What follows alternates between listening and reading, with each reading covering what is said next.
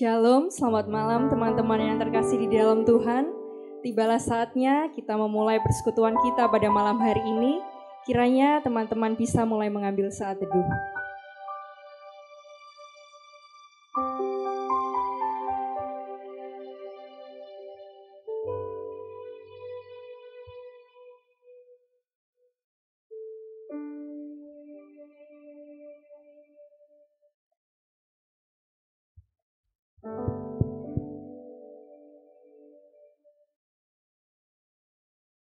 Jaraklah yang memang menjadi penghalang kita sampai saat ini. Namun, kasih karunia Tuhan tidak pernah terhalang oleh apapun. Maka dari itu, kita harus tetap bersatu hati menyembahnya sampai saat ini. Mari kita pujikan, Tuhan inilah hidupku.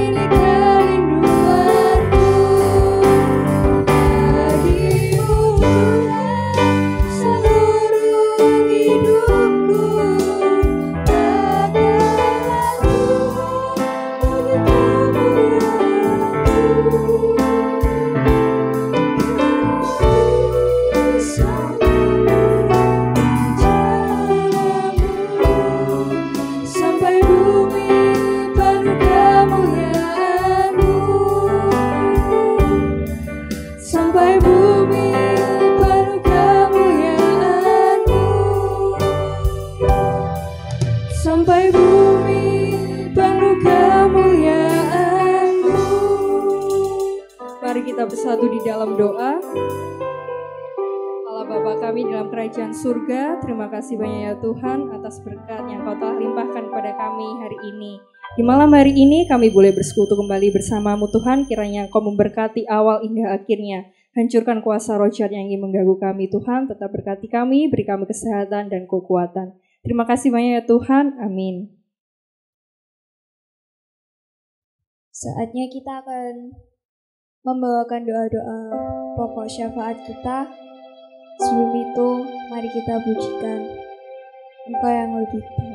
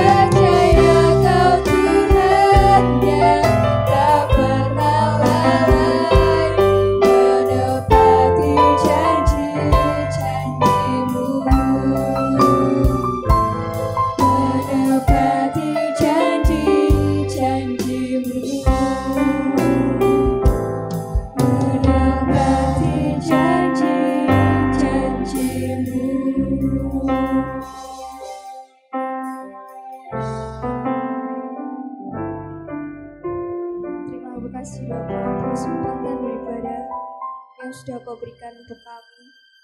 Terima kasih walaupun kami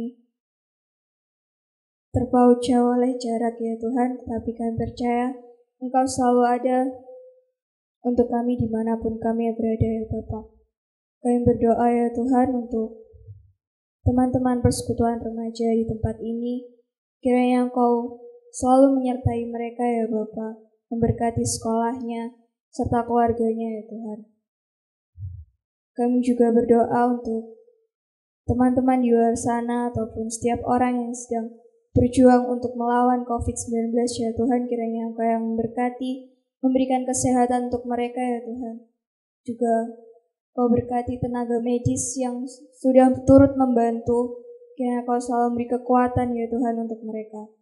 Kami juga berdoa untuk pemerintahan di negara ini, apapun yang menjadi permasalahan Engkau yang memberkati, Engkau yang patahkan, hancurkan ya Tuhan. Terima kasih Bapa, inilah doa kami, haleluya, amin.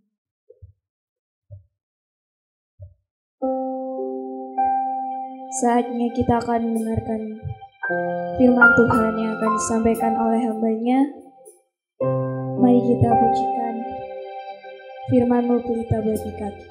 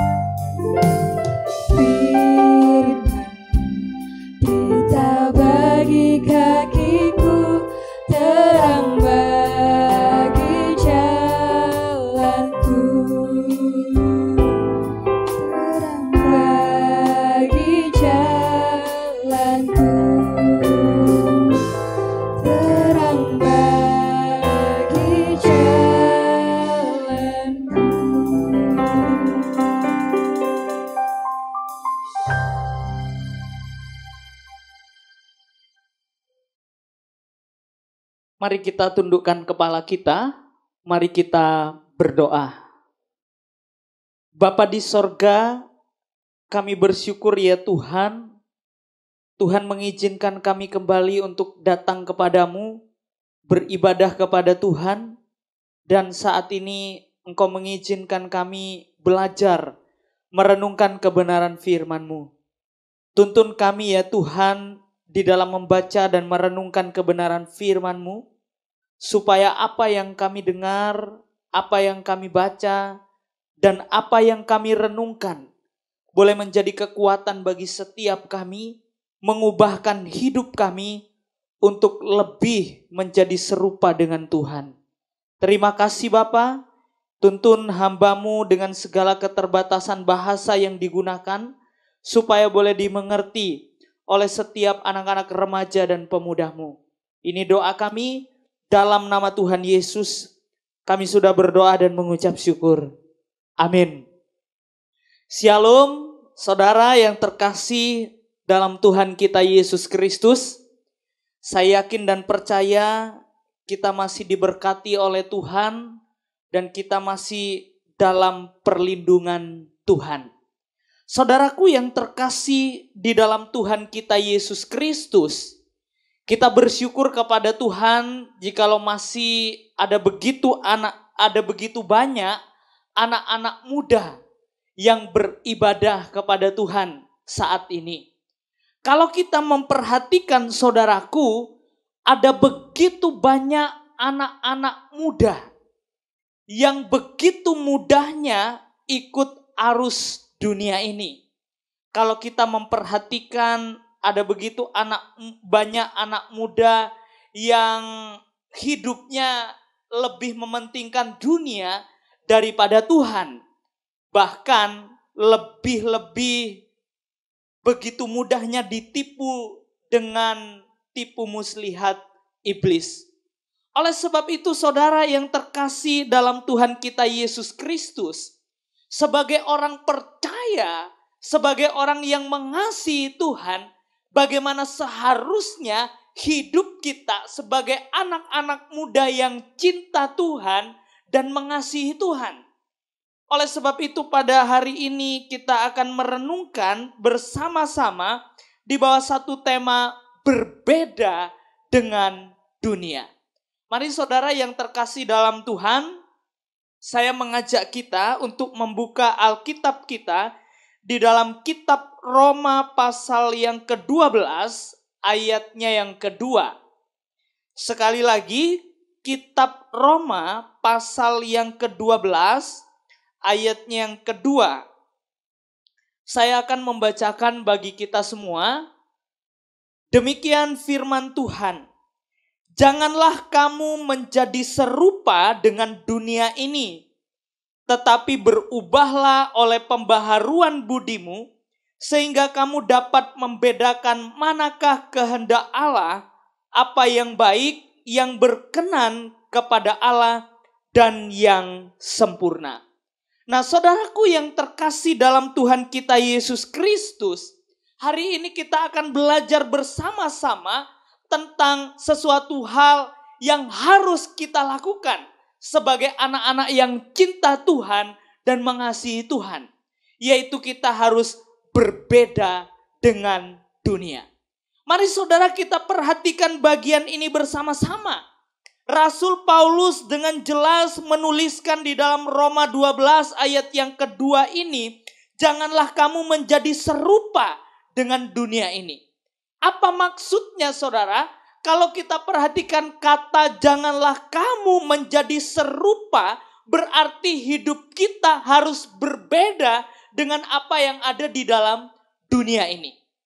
Apa yang ada di dalam dunia ini saudara? Kalau kita perhatikan, dunia ini penuh dengan kejahatan. Bahkan di dalam Kejadian dituliskan segala kecenderungan hati manusia itu selalu membuahkan yang namanya kejahatan. Yang ada dalam dunia ini semuanya tidak memuliakan Tuhan. Semuanya tidak menyenangkan Tuhan. Contoh yang anak-anak muda lakukan yang tidak menyenangkan Tuhan. Mungkin di dalam dunia pendidikan berapa banyak orang yang menyontek dan tidak memuliakan Tuhan. Tidak bertanggung jawab di hadapan Tuhan. Dunia menawarkan sesuatu yang baik. Ada banyak orang yang minum minuman keras dan mudah dipengaruhi oleh arus dunia ini. Sehingga mereka jauh tersesat, jauh daripada Tuhan. Oleh sebab itu Paulus dengan jelas menuliskan janganlah kamu menjadi serupa dengan dunia ini. Artinya kamu tidak boleh sama dengan dunia. Tetapi apa yang harus kita lakukan saudara yang terkasih dalam Tuhan kita Yesus Kristus?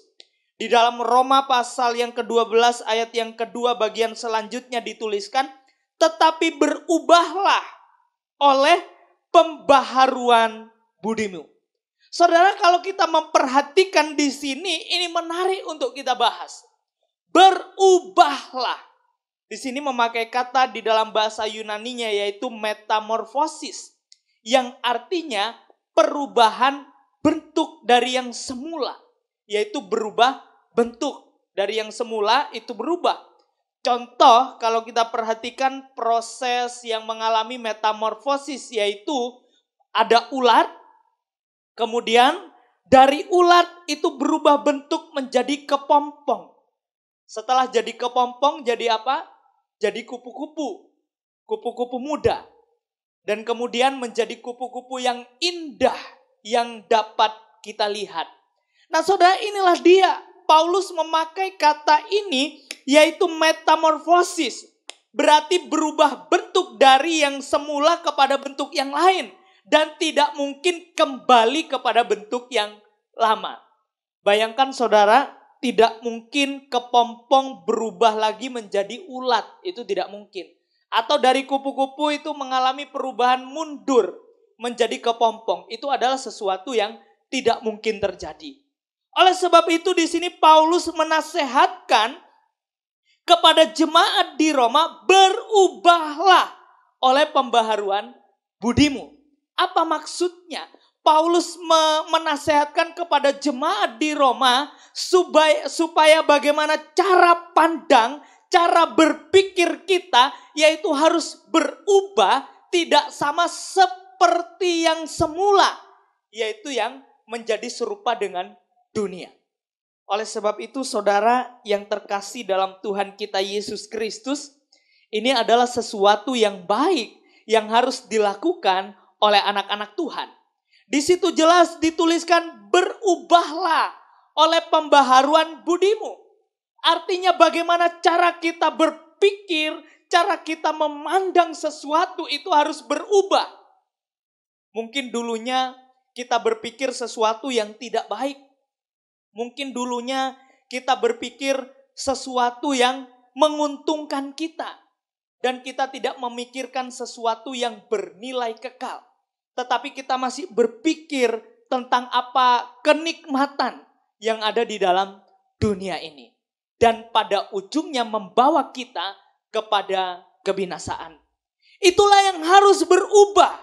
Maka dari itu cara berpikir kita, cara pandang kita harus berubah. Yaitu ke arah Kristus.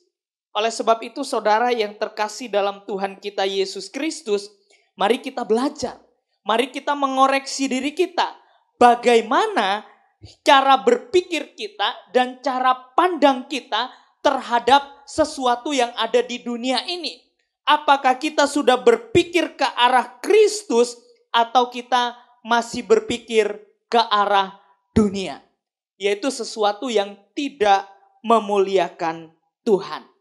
Oleh sebab itu saudara yang terkasih dalam Tuhan, bagaimana Rasul Paulus juga menasehatkan kepada jemaat di Filipi. Yaitu di dalam kitab Filipi pasal yang ketiga ayatnya yang ke-10. Yaitu dituliskan demikian. Filipi 3 ayat yang ke-10, yang ku kehendaki ialah mengenal Dia dan kuasa kebangkitannya dan persekutuan dalam penderitaannya, di mana aku menjadi serupa dengan Dia dalam kematiannya. Nah, inilah saudara yang harus kita lakukan. Apa yang kita pikirkan, bagaimana kita memandang, seharusnya kita menjadi serupa dengan Kristus. Oleh sebab itu mari kita kembali memperhatikan dalam kitab Roma pasal 12 ayat yang kedua. Di dalam bagian selanjutnya, di situ dituliskan, sehingga kamu dapat membedakan manakah kehendak Allah. Apa yang baik, yang berkenan kepada Allah, dan yang sempurna. Inilah saudara yang terkasih dalam Tuhan, ketika kita berubah, cara pandang kita berubah, cara pikir kita berubah ke arah Kristus, maka kita dapat membedakan mana yang baik, yang berkenan kepada Allah. Oleh sebab itu tidak mungkin ketika cara berpikir kita seperti dengan dunia, maka kita tidak mungkin membedakan mana yang baik dan yang berkenan kepada Allah dan yang sempurna. Oleh sebab itu, saudara, anak-anak muda yang terkasih dan mengasihi Tuhan, mari kita introspeksi diri kita di hadapan Tuhan. Apakah hidup kita masih seperti apa yang ada dalam dunia ini? Apakah hidup kita sudah menyenangkan Tuhan? Apakah cara berpikir kita sudah berubah? Dan yang dulu itu tidak ada lagi di dalam hidup kita. Karena hidup kita adalah hidup yang baru di hadapan Tuhan. Mari saudara kita merenungkan di hadapan Tuhan. Dan apakah kita sudah memikirkan sesuatu yang bernilai kekal di hadapan Tuhan, atau kita masih menikmati kenikmatan yang ada di dalam dunia ini dan membinasakan hidup kita di hadapan Tuhan. Mari saudara, saya mengajak kita untuk merenung sejenak di hadapan Tuhan. Sudahkah hidup saudara berubah? Sudahkah hidup saudara berbeda dengan apa yang ada di dalam dunia ini? Seperti yang sudah saya katakan tadi, bahwa di dalam dunia ini adalah sesuatu yang tidak baik, adalah sesuatu yang tidak memuliakan Tuhan. Mari kita tinggalkan hal itu. Kita harus berbeda dengan dunia. Dan kita harus mematikan apa yang ada dalam dunia ini. Kita mengenakan hidup yang baru, yang memuliakan Tuhan, yang meninggikan Tuhan, yang menjadi serupa dengan Kristus. Saudara, yakinlah ketika hidup kita, cara berpikir kita, cara pandang kita berbeda, yaitu ke arah Kristus, percayalah. Maka kita dapat membedakan mana yang baik, yang berkenan kepada Allah, dan yang sempurna. Saudara, saya mengajak kita untuk memperhatikan hidup kita pribadi lepas pribadi di hadapan Tuhan. Apakah hidup saudara sudah menyenangkan Tuhan? Dan apakah saudara sudah bisa membedakan mana yang baik, mana yang berkenan kepada Allah, dan yang sempurna? Jikalau masih belum, itu artinya saudara masih sama dengan dunia ini. Mari kita belajar. Kita harus berubah. Kita harus tidak menjadi sama dengan dunia. Kita harus berbeda dengan dunia. Sebab hidup kita ini bukan milik kita lagi. Melainkan Kristus yang hidup di dalam hidup kita. Seharusnya saudara, ketika kita percaya, ketika kita menerima Yesus sebagai Tuhan dan Juru Selamat, sepatutnya hidup kita yang kita miliki ini bukan hidup kita lagi. Tetapi siapa? Kristus yang hidup di dalam kita dan memerintah atas hidup kita. Mari saudara, jikalau hidup kita masih tidak berpikir ke arah Tuhan, ketika hidup kita masih memikirkan sesuatu yang nikmat di dalam dunia ini, mari kita tinggalkan hal itu. Mari kita belajar untuk menjadi serupa dengan Kristus. Biarlah melalui kebenaran firman Tuhan pada hari ini boleh membawa kita untuk berubah, boleh membawa kita untuk berpikir ke arah Kristus. Sebab hidup yang kita miliki ini, ingat bahwa bukan kita lagi yang hidup, melainkan Kristus yang hidup di dalam kita. Mari saudara, kita tundukkan kepala kita, mari kita berdoa. Bapa di sorga, kami berterima kasih untuk kebenaran firman-Mu yang senantiasa mengingatkan kami supaya kami tidak menjadi serupa dengan dunia ini, tetapi hidup kami memuliakan Tuhan. Kami harus berubah, dan ketika kami berubah, kami bisa membedakan mana yang baik, yang berkenan kepada Allah, dan yang sempurna. Tuntun kami ya Tuhan dengan segala keterbatasan kami, supaya kami boleh diubahkan menjadi serupa dengan Kristus. Terima kasih Bapa, firman-Mu telah berhenti berkata-kata kepada setiap kami. tetapi kami percaya bahwa Roh Kudus Tuhan yang akan memampukan kami untuk menghidupi kebenaran firman-Mu. Ini doa kami dalam nama Tuhan Yesus. Kami sudah berdoa dan mengucap syukur. Amin. Ibadah kita selesai, saat teduh Tuhan Yesus memberkati.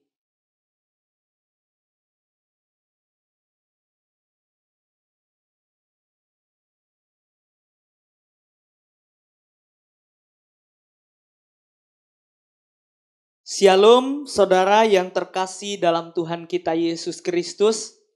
Saya mengucapkan banyak terima kasih kepada teman-teman yang melayani Tuhan pada hari ini. Kiranya Tuhan memberkati pelayanan saudara dan Tuhan yang terus memperlengkapi pelayanan saudara. Saya juga mengucapkan banyak terima kasih kepada teman-teman yang terus setia mengikuti ibadah secara live streaming di channel GKA Anugerah Tulung Agung. Kiranya melalui ibadah ini, iman kerohanian kita dapat bertumbuh ke arah Kristus. Dan saya akan menginformasikan beberapa informasi untuk menjadi perhatian kita bersama. Yang pertama, untuk kegiatan ibadah remaja dan pemuda sementara waktu ditiadakan.